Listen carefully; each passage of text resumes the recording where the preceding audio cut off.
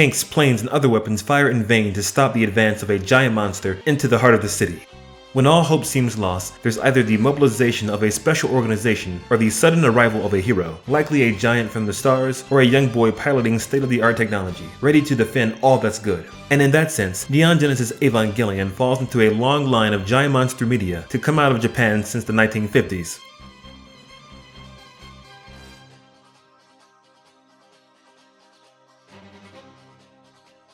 Yet Evangelion has so much going on that it's possible to neglect, if not completely miss or ignore, that it's a giant monster series, and in my experience, many people have. Though in all fairness, the show veers off its more traditional path in its second half and becomes almost entirely about the internal struggles of its lead character, Shinji Ikari. Still, members of Evangelion's creative team were huge Tokusatsu buffs, and the show readily showcases its affection for the genre.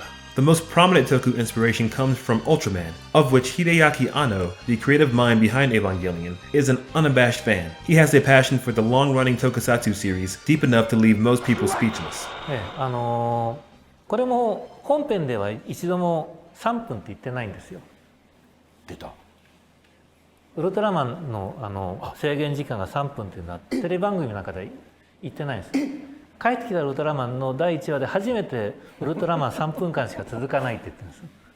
明言したのは帰ってきたウルトラマンからなんですよ。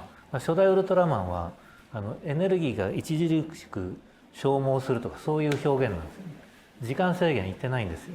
Anyway, Ultraman's influence on Evangelion is something I've discussed a time or two before, but since I have yet to go into depth about Eva as a giant monster series, that will be the topic of this video because Evangelion is a great giant monster show in its own right.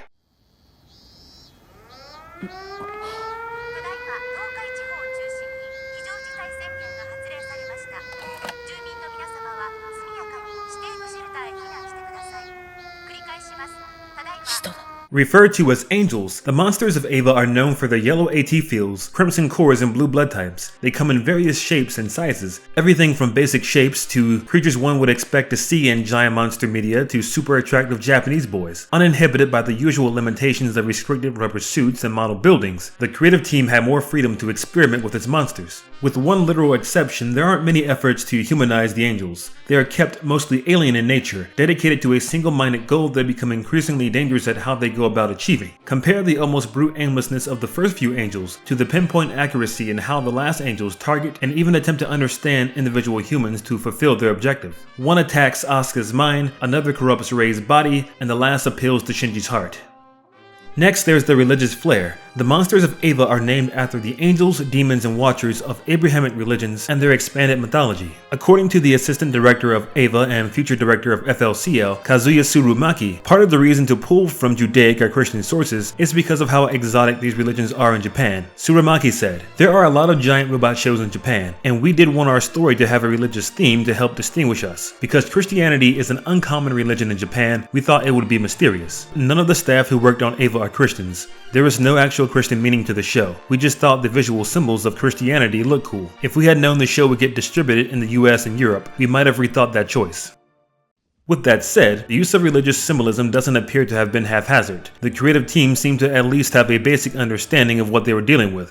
For example, the names of the angels correspond with their attributes. Like Adam, the first angel, sharing its name with the first human, the sky-based angel, Sahakio, has a name which can translate to Angel of the Skies, and Karu, whose other name is Tabris, has a name that means Angel of Free Will.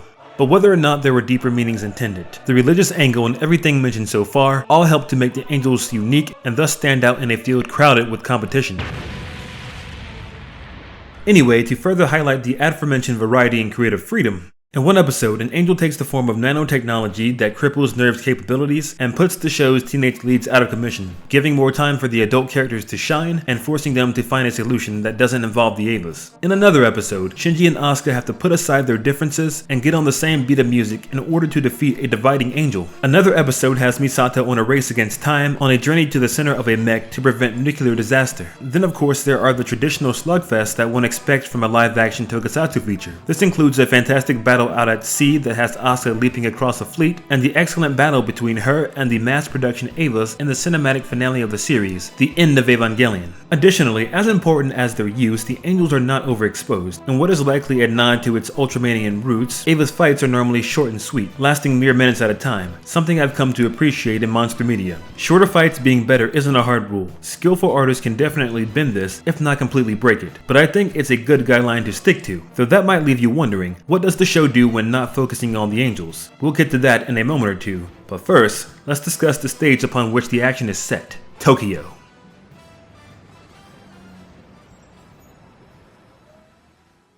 Over the last several decades in Japanese media, video games, television, and cinema alike, Tokyo has developed a reputation for getting routinely trashed by giant monsters. Eva embraces this reputation and offers an explanation for why its monsters can't seem to get enough of bullying a specific city, in this case, Tokyo 3. Underneath the city is NERV headquarters, and the dark secret responsible for attracting the angels, Lilith.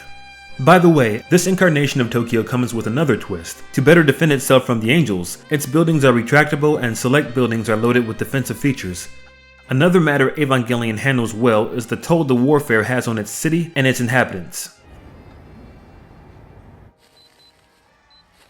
やっぱり引っ越されますの？まさか本当にここが戦場になるなんて思ってもみませんでしたから。ですよね。うちも主人が子供と私だけでも疎開しろって。疎開ね。いくら要塞都市だからって言ったって何一つ当てにできませんもんね。昨日の事件思い出しただけでもゾッとしますわ。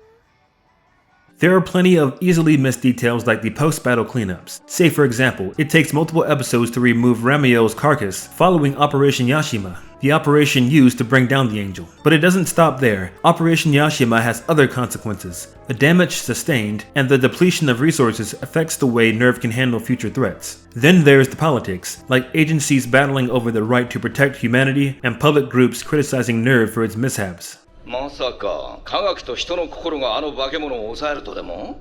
本気ですか？ええ、もちろんですわ。人の心などという曖昧なものに頼っているからネルフは先のような暴走を許すんですよ。その結果、国連は莫大な追加予算を迫られ、某国では2万人を超える餓死者を出そうとしているんです。Sometimes these things aren't even commented on. They're just background details that help liven the world. Speaking of the world, take a moment to think about Eva's post-apocalyptic setting. Due to what is referred to as the Second Impact, most of humanity has perished, those who remain are trapped in an eternal summer, craters litter the earth, and much of the global landmass has been swallowed by the sea. Despite this, society has done a remarkable job recovering from the chaos. Perhaps this is an exaggerated retelling of the atomic bombings of Japan and the nation's own miraculous recovery in the years that followed. Also, like in the show, Japan's post-war years were dominated by an almost endless barrage of giant monsters, albeit in the realms of cinema, television, and literature. And, like nukes in our world, the Second Impact and the potential for further impacts continues to cast an unnerving shadow over everything in Eva.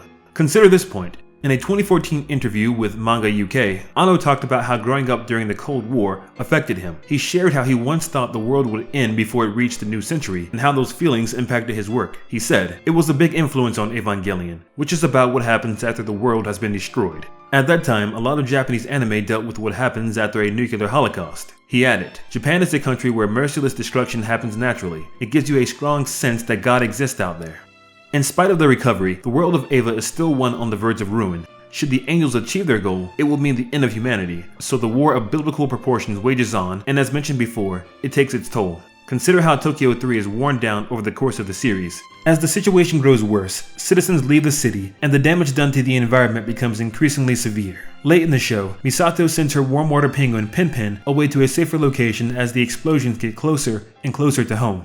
Ultimately, Tokyo 3 is reduced to ruins, and when that happens, the show lingers on the remains of the once great metropolis. A lot of this seems natural for a story where giant monsters have become an everyday occurrence. However, a little too often these realities are hardly acknowledged, if not outright ignored. Minus an occasional mech, there's often few differences between our world and these fictional worlds where monsters exist. At most, you might get a lazy evacuation sequence. But Evangelion doesn't shy away from these matters. It is set in a world that has adapted to its harsh reality, and the show is interested in exploring how the battles against its giant monsters affects the lives of its characters. And at times, it gets dark. Next, in typical Japanese giant monster movie and television fashion, conventional weapons have no effect on the angels. This, and thus the need for a monster fighting force, is established in the very first episode. あの爆発だ。蹴りはついている。センサー回復します。爆心地にエネルギー反応。なんだと？映像回復します。我々の切り札が。なんてことだ。化け物め。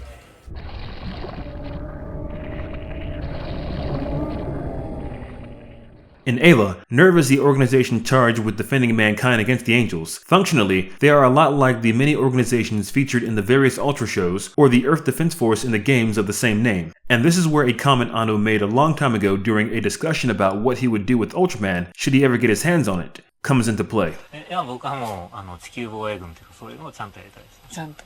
組織をそこだけ。組織をやりたいですね。あ、組織を。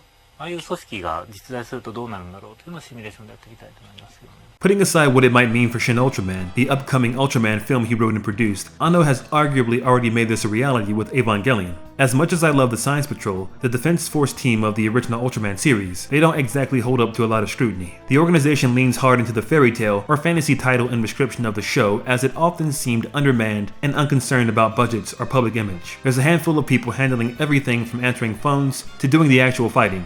While later shows like Ultra 7 would present a more believable fighting force, Evangelion goes even further into depicting a fully staffed and functional organization. Was this Anno's way of redoing Ultraman with an adequate defense force? But as cool as the monsters and everything surrounding them are, Evangelion understands that the time away from the angels is just as important, if not more important, as the time with them. Because copious amounts of ink has already been spilled elsewhere explaining the greatness of Evangelion's cast, and because the purpose of this video is to view the show through a Toku lens, I won't go too deep into the characters here, but I will briefly highlight how getting the human characters right in this type of story can elevate the whole affair. Evangelion is a rebuke to the notion that good writing and giant monsters have to be at odds with one another. In fact, it demonstrates how these elements can be complementary and even good enough to be appreciated separately. Since you spend most of your time away from the monsters, the characters in story should be something worth spending that time with. Ideally, interesting on their own accord. Eva passes this test with flying colors. Not only do the characters normally dominate discourse surrounding the show itself, more than a few slice-of-life projects have demonstrated the appeal these characters have on their own. Then there's the fact that Evangelion is more than about kids fighting giant monsters. It's a candid exploration of depression and other emotional or mental issues. It harkens back to the origins of the Japanese giant monster movie itself, using monsters or the stories involving them as metaphors for meaningful issues. For example, the granddaddy of the genre, 1954's Godzilla, was more than a monster movie. Its monster was just a creative means to tell a heartfelt story about the anxieties of a nation less than a decade removed from its atomic defeat in the Second World War. But beyond such ambitious goals, investing quality time in your characters and developing the world they inhabit goes a long way towards adding value to the spectacle. You are more likely to care about the outcome of the battles if you care about the story or characters, which those battles should usually exist in service of. The work Eva does on this front allows for a moment of speculation about the nature of angels to be one of the comfiest moments in the entire series. A moment that builds the world, characters, and angels all in one go. 天気、人工の光がないと星がこんなに綺麗だなんて皮肉なもんだね。でも明かりがないと人が住んでる感じがしないわ。ほら、こっちの方が落ち着くもの。人は闇を恐れ、火を使い、闇を削って生きてきたわ。哲学。だから人間って特別な生き物なのかな。だから使徒は攻めてくるのかな。あんたバカ？そんなのわかるわけないじゃん。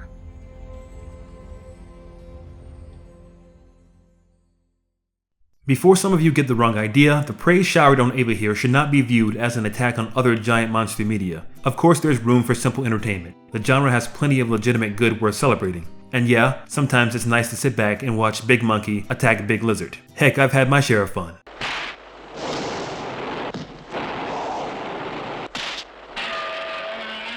But when something comes along that excels across the board and exceeds at doing more, like Gamera 3 or The Host, it hits different, and that's worth acknowledgement. In Eva's case, there's thoughtful world building, an amazing cast of characters, and excellent treatment of its distinguished collection of giant monsters.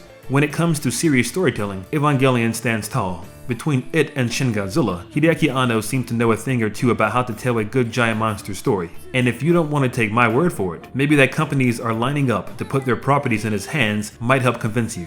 But those are my thoughts on the matter. What do you think? What's your favorite angel and why? What's your favorite piece of world building from Evangelion and why? Share those thoughts in the comment section below. If you enjoyed this video, please give it a share or thumbs up, and consider subscribing to the channel if you wish to see more videos like this. As always, thanks for joining us, and until next time, take care.